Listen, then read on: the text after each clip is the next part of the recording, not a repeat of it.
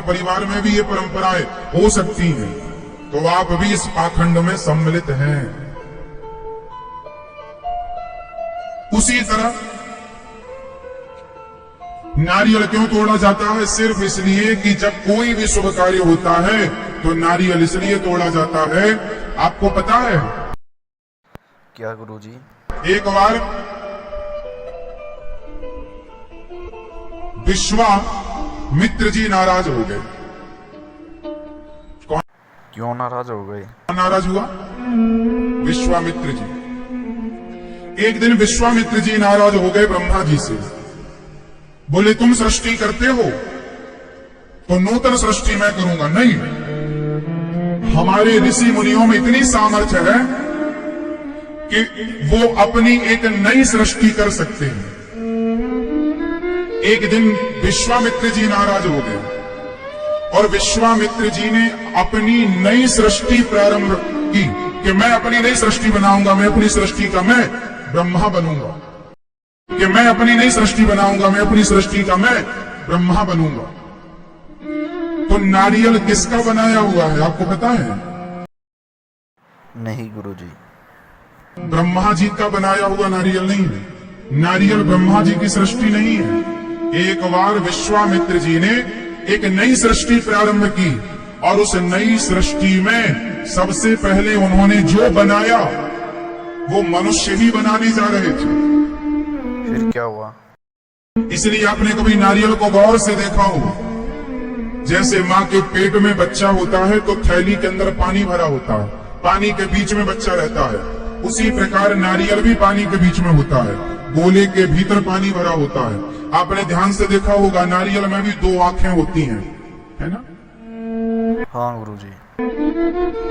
Actually ये ब्रह्मा जी के सृष्टि का हिस्सा नहीं, विश्वामित्र जी ने बनाया कि मैं अपनी सृष्टि करूंगा। अलग सृष्टि करने चले तब उन्हें श्री वशिष्ठ जी ने रोका। विश्वामित्र जी को कहा आप प्रकृति से, ईश्वर की रचना से छेड़छाड़ ना कीजिए। माना कि आप तपस्वी हैं, नूतन सृष्टि करता कहा गया श्री विश्वामित्र जी को, तो वो बना पाए क्या? नारियल बना पाए। तो पूरा ना बन पाया, केवल वो अंश रह गया। तो वो नारियल मंदिरों में इसलिए चढ़ाया जाता है कि नारियल तोड़ने का अर्थ है कि हे क्या अर्थ है गुरुजी? प्रभु, मैं इस बात को मानता हूं कि जो हो रहा है वो मैं नहीं आप कर रहे हैं। तो नारियल मीन्स मैं अपना अभिमान तोड़ रहा हूं कि मैं कर रहा हूं। नारियल तोड़ने का तात्पर्य है कोई भी शुभ कार्य में नया घर प्रवेश करते हैं तो नारियल तोड़ना मतलब अपना एटीट्यूड, अपना अभिमान तोड़ना है। हे प्रभु, मैं कभी ये ना कहूं कि ये घर मेरा है, ये सदा ये कहूं कि प्रभु ये सब कुछ आपका, संपत्ति सब रघुपति के यहाँ है। नारियल तोड़ने का अर्थ है अपना अभिमान तोड़ना। पर नारियल तोड़ते गए, अभिमान तो ना टूटा, तो फिर नारियल तोड़ने का भी अर्थ क्या? नारियल अभिमान का सूचक है, क्योंकि विश्वामित्र जी को अभिमान आ गया कि मैं कर सकता हूं, तो मैं कर सकता हूं सृष्टि, उस मैं कर सकता हूं मैं क्या बना दिया? नारियल। तो नारियल क्या हो गया? अभिमान का सूचक। तो हम नारियल तोड़ते हैं मीन्स हम अपना ये अभिमान तोड़ते हैं कि मैं करता हूं, मैं नहीं, गोविंद करता है, कृष्ण करता है। ये अभिमान तोड़ना है। लेकिन अभिमान किसी का नहीं टूटा, नारियल सब तोड़ रहे हैं। तो ऐसा क्यों गुरुजी? सिद्धांत नहीं समझ पाए, उद्देश्य क्या है उन चीजों के पीछे, गहराई क्या चीज, सनातन धर्म कितना साइंटिफिक है वो साइंस ना समझ पाए। हवा में लाठियां चलती चली गई। नारियल हमें कुछ सिखाता भी है। आपने कभी नारियल को देखा हो, सीखने की कोशिश की हो तो सीखा भी होगा। क्या सिखाता है बताओ? कच्चा नारियल और पक्का नारियल। पता नहीं गुरुजी। दो नारियल देखें आप तो कच्चा नारियल और पक्के नारियल में इतना अंतर होता, कच्चा नारियल चिपका होता है। जो नारियल की खोपड़ी होती है ना, उस खोपड़ी से कच्चा नारियल चिपका होता है। जबकि पके नारियल को हिलाओ तो अंदर से आवाज आती है, मैं अलग हूं, मैं अलग हूं, मैं अलग हूं। पके नारियल को हिलाएंगे तो बजेगा, वो कच्चे नारियल को हिलाएंगे तो नहीं बजेगा, पानी बजेगा उसका। कच्चा नारियल वो है जो खोपड़ी से चिपका है, पका नारियल वो है जिसने खोपड़ी छोड़ दी। अब आप बताओ कि आप कच्चे नारियल हो या पके नारियल हो? उत्तर दो जोर से। जो बाहर की वृत्ति से बाहर से चिपका है, खोपड़ी से चिपका, मतलब जो पत्नी, पैसा, परिवार, बिजनेस, व्यापार, घर द्वार से चिपका है, वो कच्चा है।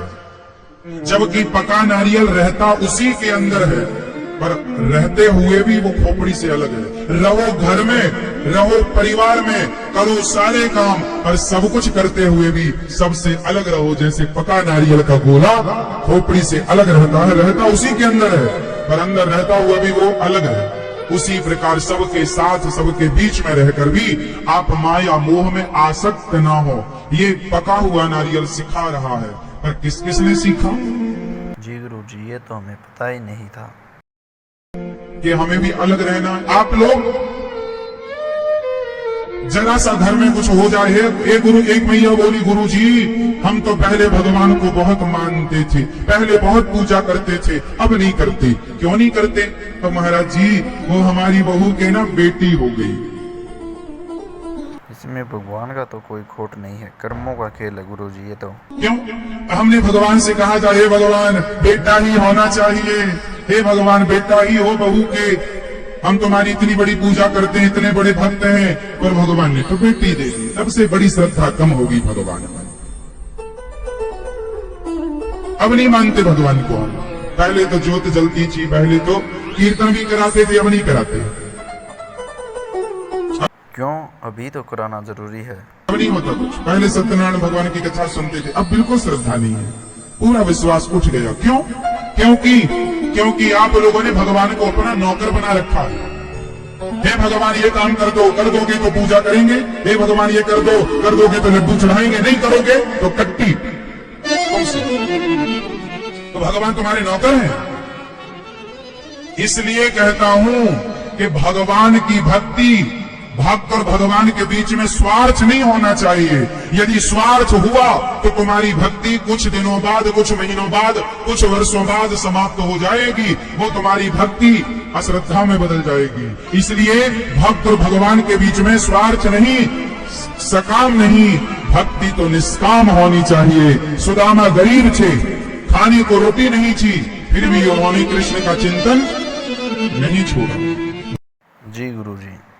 भगवान मुझे कुछ दे फिर मैं भजन करूं, ये तो व्यापार हो गया कि तुम मुझे कुछ दो फिर मैं तुम्हारा भजन करूं। नहीं, भगवान से व्यापार ना हो, भगवान से प्यार हो।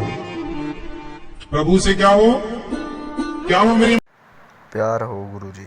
मां, प्यार हो। इसलिए भगवान से प्रेम करना सीखिए मेरी मां।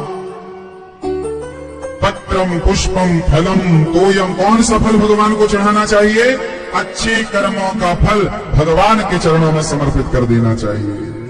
और तो जी गुरु जी, अच्छे कर्मों का फल भगवान के चरणों में चढ़ा देना चाहिए और हमेशा भगवान की पूजा करनी चाहिए सच्चे मन से, मोह माया को छोड़कर।